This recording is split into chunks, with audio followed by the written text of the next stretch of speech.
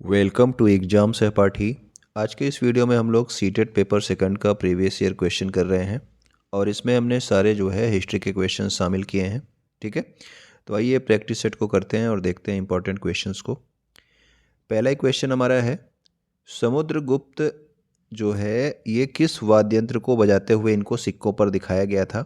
तो जो समुद्रगुप्त थे इन्हें तानपुरा, सितार, वीणा या फिर बांसुरी, तो इसका जो सही आंसर है ये क्या है, आपका वीणा बजाते हुए दिखाया गया था। एक साइड में जो है समुद्रगुप्त को वीणा बजाते हुए दिखाया गया है और दूसरी साइड के सिक्कों पर जो है लक्ष्मी का चित्र अंकित किया गया है। ठीक है, देवी लक्ष्मी का चित्र। क्वेश्चन नंबर 2 हमारा है कि मगध जो था ये लगभग 200 सालों के भीतर सबसे महत्वपूर्ण जनपद क्यों बन गया। ठीक है, यानी कि इसमें ऐसा क्या था कि ये महत्वपूर्ण जनपद बन गया आपका मगध। तो यहाँ पे कई नदियाँ जैसे कि गंगा और सोन मगध से होकर के बहती थी, तो ये बात आपकी सही है, गंगा और सोन नदी आपके मगध से होकर के बहती थी। मगध का एक हिस्सा जंगलों से भरा था। ठीक है, ये भी आपका सही है क्योंकि इस जिससे इनको जो है बहुत सारे हाथियाँ जो है इनके पास थे। ठीक है ना, हाथी। और देयर वेयर आयरन ओर्स, यानी कि इस क्षेत्र में जो है लौह अयस्क की खदानें भी थी। जी हाँ, लोहे की भी खोज इस समय हुई थी। ठीक है ना, तो मगध में जो है लौह अयस्क की खदानें भी थी। तो इन सभी चीज़ों की वजह से क्या हुआ कि मगध सबसे महत्वपूर्ण जनपद बन गया। तो कौन सा ऑप्शन सही होगा, ए बी सी, हमारा तीनों ही कथन सही है। तो ऑप्शन नंबर डी में है हमारा ए बी और सी, तो ऑप्शन नंबर डी हमारा क्या हो जाएगा, सही आंसर हो जाएगा।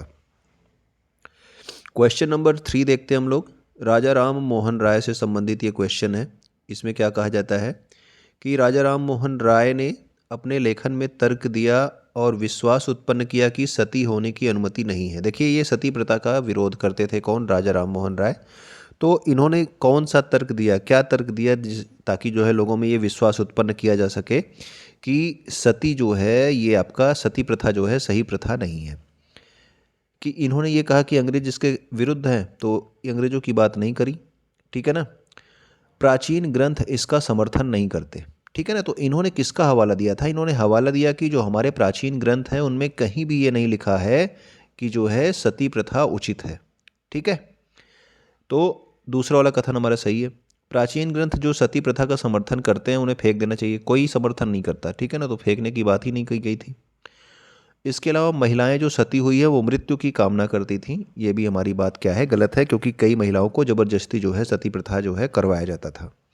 तो हमारा ऑप्शन नंबर बी जो है यहाँ पे क्या है, सही आंसर है, क्योंकि प्राचीन ग्रंथ इसका समर्थन नहीं करते। किसी भी हमारे ग्रंथ में इसके बारे में नहीं लिखा गया है, ये राजा राम मोहन राय ने लोगों को बताया। अगला हमारा है क्वेश्चन नंबर 4 में क्या कहा गया है, इतिहास के अवधिकरण से संबंधित कथनों पर विचार कीजिए और सही उत्तर का चयन कीजिए। अवधिकरण का मतलब है कि किस तरह से इसको अलग अलग कालखंडों में बांटा गया। ठीक है, तो हमारे यहाँ पे 3 कथन आ रहे हैं, कौन कौन से। पहला कथन हमारा है ए वाला, अंग्रेज इतिहासकारों ने भारत के इतिहास को 3 युगों में बांटा था। तो ये बात भी सही है, 3 युगों में इन्होंने बांटा था। ठीक है, और ये विभाजन जो किया गया 3 युगों में ये धर्म के आधार पर जो है आधारित था।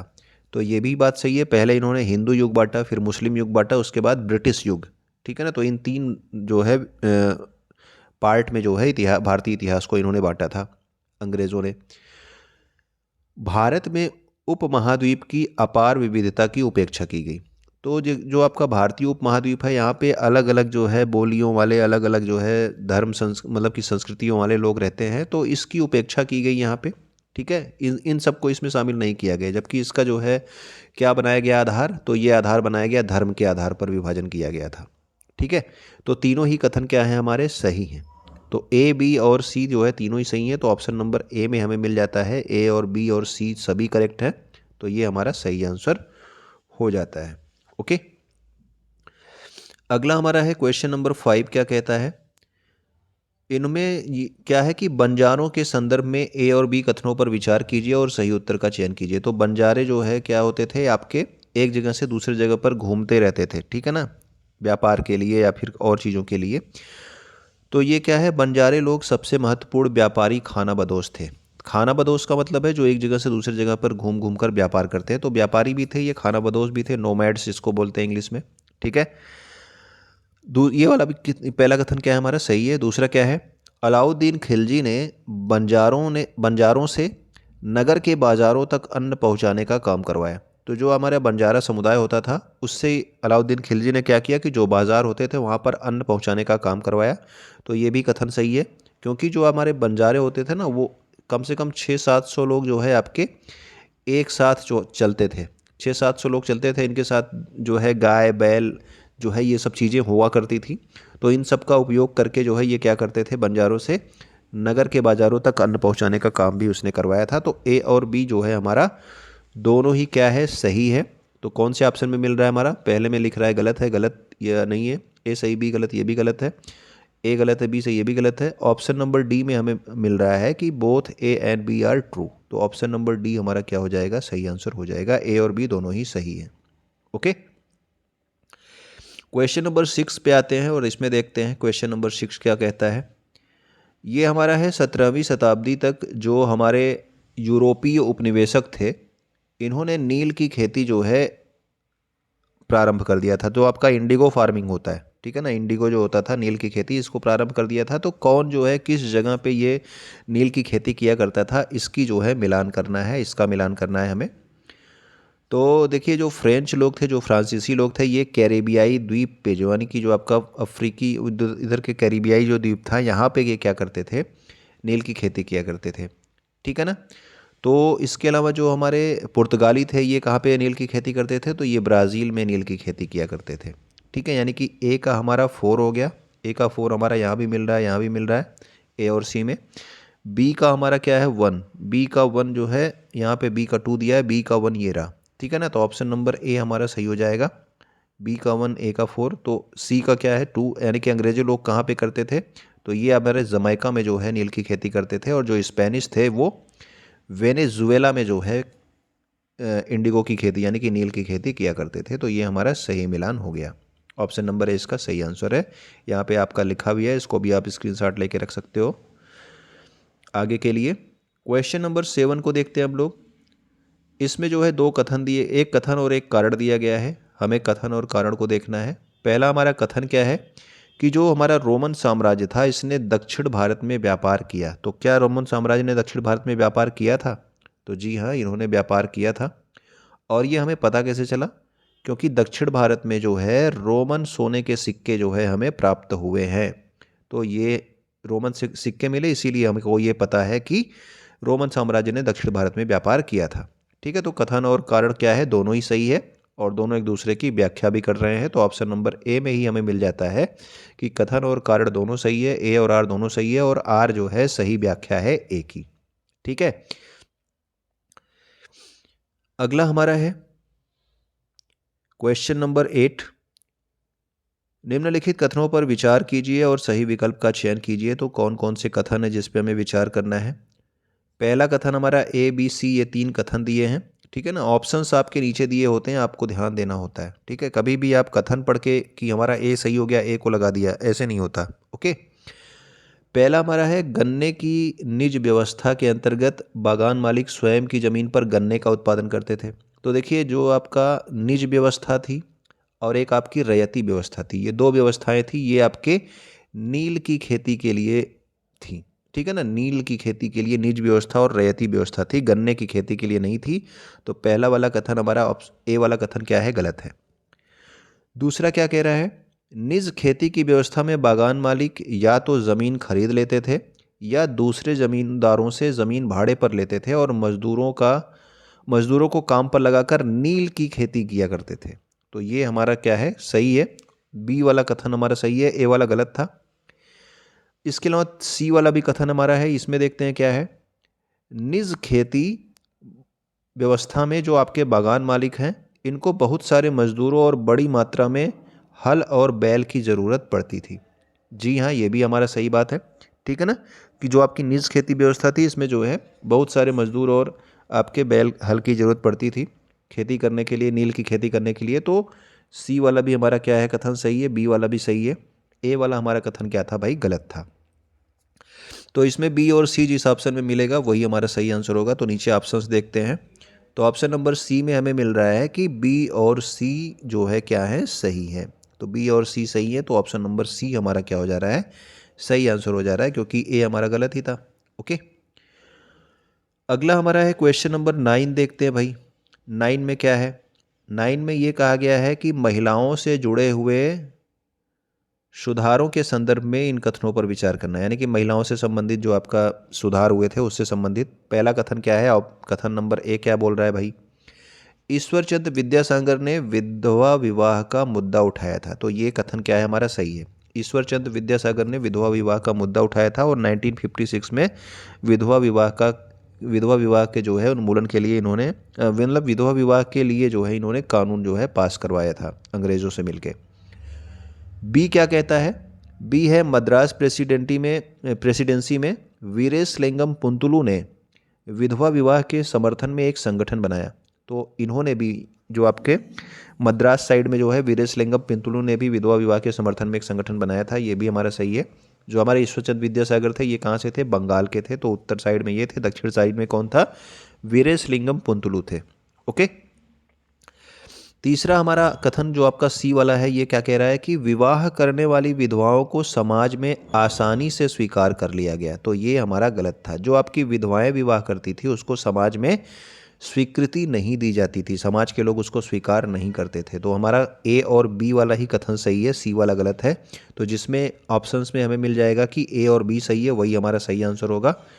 तो हमारे ऑप्शन नंबर बी में मिल जाता है ओनली ए एंड बी, ठीक है, क्योंकि हमारा सी जो है गलत आंसर था, तो सी जिसमें होगा वो हमारा गलत ही आंसर होगा। तो ए और बी हमारा क्या है भाई, सही आंसर है। ठीक है, उत्तर में आपके ईश्वरचंद्र विद्यासागर और दक्षिण में आपके वीरेशलिंगम पुंतुलु।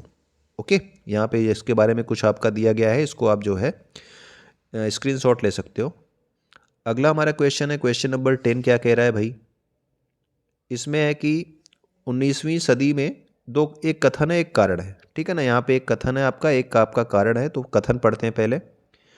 19वीं शताब्दी में जब लड़कियों के लिए पहले स्कूल खोले गए तो लोगों में उनके प्रति भय था, ठीक है, यानी कि लड़कियों के लिए जब स्कूल खोले गए तो लोगों को जो है क्या था, उसके लिए डर था। तो ये भी बात सही है भाई, उस समय जब पहली बार स्कूल खोले गए लड़कियों के लिए तो लोगों के अंदर डर था, वो अपने बच्चियों को स्कूल नहीं भेजते थे। कारण क्या था, लोगों को ये भय था कि स्कूल जाने पर लड़कियों पर दुष्प्रभाव पड़ेगा, ठीक है। वो सोचते थे कि अगर लड़कियां स्कूल जाएंगी तो वो क्या हो जाएंगी, मोरली करप्ट हो जाएंगी, यानी कि आपका उनके ऊपर दुष्प्रभाव पड़ेगा, वो बिगड़ जाएंगे। तो ये जो है कारण भी सही है और आपका कथन भी सही है और इसकी व्याख्या भी कर रहा है, क्योंकि जो है लोगों को इसलिए डर था क्योंकि वो सोचते थे कि ये चीज़ हो जाएगी, ठीक है ना। तो कथन और कारण दोनों सही है और इसकी सही व्याख्या है। तो पहले ही ऑप्शन में हमें मिल गया ए और आर दोनों सही है, आर सही व्याख्या करता है ए की, ठीक है। तो ये हमारे 4 ऑप्शंस में जो हमारा पहला ऑप्शन था ये क्या हो गया, हमारा सही हो गया, ऑप्शन नंबर ए। ओके, कथन जो है आप पढ़ के जो है डिसाइड कर लिया करें, उसके बाद आप ऑप्शंस को देखें। क्वेश्चन नंबर 11 पे आते हैं हम लोग। इसमें जो है हमारा ब्रिटिश राज के संदर्भ में 2 कथन दिए गए हैं, कथन और कारण दिए गए हैं, इस पे हमें विचार करना है। कथन क्या है हमारा, मध्य मार्गियों ने मांग की कि सिविल सेवा परीक्षा भारत में भी आयोजित की जाए। जी हाँ, सिविल सेवा परीक्षा को भारत में आयोजित करने की मांग की गई थी मध्य मार्गियों द्वारा। ये क्या है हमारा, सही बात है। ओके, मध्य मार्गियों ने ये मांग की थी कि सिविल सेवा परीक्षा भारत में आयोजित की जाए। कारण जो है इसका क्या था, उनकी यह महत्वपूर्ण मांग थी कि सरकार में भारतीय लोग जो हैं वो भी ऊंचे पद प्राप्त करें, ठीक है। तो इनकी मांग इसीलिए थी कि भाई अगर भारत में भी सिविल सेवा परीक्षाएं होंगी तो भारत के लोग भी, जो आपका अंग्रेजी सरकार है उसमें ऊंचे पद प्राप्त कर सकते हैं, ठीक है ना। इसीलिए जो है इन्होंने ये मांग की थी कि भारत में भी सिविल सेवा परीक्षाएं आयोजित की जाए। तो ए और आर दोनों ही सही है और ये सही व्याख्या भी कर रहा है। तो ऑप्शन नंबर ए में ही हमें मिल गया। देखिए यहाँ पे ऑप्शन नंबर ए हमारा है कि ए और आर दोनों ही सही है और आर जो है ये सही व्याख्या करता है ए की, ठीक है। तो ऑप्शन नंबर ए ही हमारा यहाँ पे सही हो गया। अगला क्वेश्चन देखते हैं, क्वेश्चन नंबर 12 क्या कहता है भाई। क्वेश्चन नंबर 12 में हमें दे रहा है कि निम्नलिखित में से कौन सा मध्ययुगीन काल के वाणिज्यिक शहर का एक लक्षण है। तो यानी कि उस समय का जो वाणिज्यिक शहर होता था उसका क्या लक्षण होता था, मतलब कैसे आप कह सकते थे कि ये क्या है, एक वाणिज्यिक शहर है मध्ययुगीन काल में। मंदिर अर्थव्यवस्था और समाज दोनों के लिए महत्वपूर्ण होता था, यानी कि ऐसा शहर जहाँ पे मंदिर अर्थव्यवस्था और वो समाज दोनों के लिए महत्वपूर्ण होगा, उसे हम क्या कहेंगे, वाणिज्यिक शहर। तो ऐसी कोई बात नहीं थी। यह राजाओं की राजधानी होती थी। ज़रूरी नहीं था कि जहाँ राजा की राजधानी हो वही जो है वहीं पे व्यापार भी हो रहा हो, व्यापारिक शहर वो भी हो। They usually had a मंडपिका। मंडपिका क्या होता था? मंडपिका जो है एक जो है सीमा शुल्क लिया जाता था, यानी कि एक जगह से दूसरी जगह पे जाने पे जो आपको टैक्स भरना पड़ता है। यहाँ पे क्या होता था, व्यापार होता था। तो व्यापार होता था तो भाई यहाँ पे टैक्स भी देना पड़ता था। तो यहाँ पे सीमा शुल्क या चौकियाँ होती थी जिसे मंडपिका कहा जाता था। तो ये हमारा जो है लक्षण होता था किस चीज़ का, आपके एक वाणिज्यिक शहर होने का, यानी कि जहाँ पे व्यापार व्यापार किया जाएगा वहीं पे आपके चुंगियाँ और चौकियाँ होंगी, जो आपके चुंगी कर लगाए जाते थे, टैक्स जो लगाए जाते थे उसके लिए। तो उसको जो है मंडपिका बोला जाता था। ये बात आप ध्यान रखें। तो ऑप्शन नंबर सी जो है ये बता रहा है कि वाणिज्यिक शहर का एक लक्षण है। चौथा क्या था कि पुरोहित और तीर्थयात्री वहाँ के नागरिकों और यात्रियों की मुख्य संरचना बनाते थे। तो ये भी हमारा क्या है, गलत है। ऑप्शन नंबर सी जो है इसमें क्या है, हमारा सही आंसर है। ठीक है ना। तो ये हमारे देखना है कि जो हमारा ये मंडपिका होता था भाई, ठीक है, मंडपिका का अर्थ क्या होता था कि सीमा शुल्क चौकी या फिर कार्यालय। और वाणिज्यिक शहर उसे कहा जाता था जहां विभिन्न उत्पादकों केंद्रों से आने वाला माल को खरीदा और बेचा जाता था। ठीक है, तो वो वाणिज्यिक शहर होते थे। जरूरी नहीं है कि वो राजा की राजधानी हो या फिर वहाँ पे मंदिर अर्थव्यवस्था जो है चल रही हो। ओके। अगला क्वेश्चन देखते हैं, क्वेश्चन नंबर 13 को। 13 में हमारा दिया गया है रॉलेट एक्ट से सत्याग्रह से संबंध में कुछ वक्तव्य दिए गए हैं, उन पर विचार करना है और सही विकल्प चुनना है। तो हमें 3 कथन दिए गए हैं भाई। तो ये देखते हैं, पहला हमारा क्या है, रॉलेट एक्ट द्वारा पुलिस की शक्तियां बढ़ाई गई थीं और लोगों के अधिकार क्या कहे गए थे, लोगों के अधिकार कुचले गए थे। तो जो रॉलेट एक्ट था उसके द्वारा पुलिस की शक्तियां बढ़ाई गई थी, ये बात सही है। ठीक है ना, पुलिस को अधिकार दे दिया गया था कि बिना जो है किसी प्रियर नोटिस के जो है आप किसी को भी क्या कर सकते हो, गिरफ्तार कर सकते हो। और लोगों के अधिकार तो भाई कुचले गए थे। तो ये हमारा कथन ए जो है सही है। बी वाला कथन क्या है, मोहम्मद अली जिन्ना, महात्मा गांधी और अन्य सभी ने ये तर्क दिया कि सरकार को लोगों की मूल स्वतंत्रता सीमित करने का कोई अधिकार नहीं था। तो ठीक है, अभी स्वतंत्रता को सीमित किया जा रहा था, स्वतंत्रता को दबाया जा रहा था। तो इन लोगों ने ये कहा कि भाई सरकार को ऐसा कोई अधिकार नहीं है। बी वाला भी कथन हमारा सही है। अगला हमारा है, यद्यपि हिंदू और मुस्लिम रॉलेट एक्ट के विरोध में थे, फिर भी रॉलेट एक्ट सत्याग्रह अंग्रेजों के विरोध में राष्ट्रव्यापी संघर्ष नहीं बन सका। गलत है ये कथन। ठीक है ना, तो जो आपका रॉलेट एक्ट था ये जो है क्या, अंग्रेजों के विरोध में एक राष्ट्रव्यापी संघर्ष बना था। ठीक है, तो ये यहाँ पे लिखा है कि ऐसा नहीं बन पाया क्योंकि ये लोग जो है नहीं कर पाए ऐसा कुछ। तो ऑप्शन नंबर सी हमारा, मतलब कि कथन सी गलत है, कथन ए और बी सही है। तो जिस ऑप्शन में हमें मिल जाएगा ए और बी सही है, वही हमारा सही आंसर होगा। तो पहले ही कथन में हमें, पहले ही ऑप्शन में मिल जा रहा है हमारा both A and B are true. ठीक है, तो ए और बी हमारा सही है, सी हमारा गलत था। तो सी जिसमें जिसमें होगा वो सभी हमारा क्या है, गलत है। ठीक है, तो ऑप्शन नंबर ए इसमें सही आंसर हो जाता है। ये जो है यहाँ से कुछ संबंधित है, रॉलेट एक्ट से संबंधित कुछ तथ्य हैं, इसको आप स्क्रीनशॉट ले सकते हो। तो भाई पढ़ाई के लिए कुछ समय निकालने के लिए, कुछ नया सीखने के लिए समय निकालने के लिए आपका बहुत बहुत धन्यवाद। आप वीडियो पे कमेंट कर सकते हो।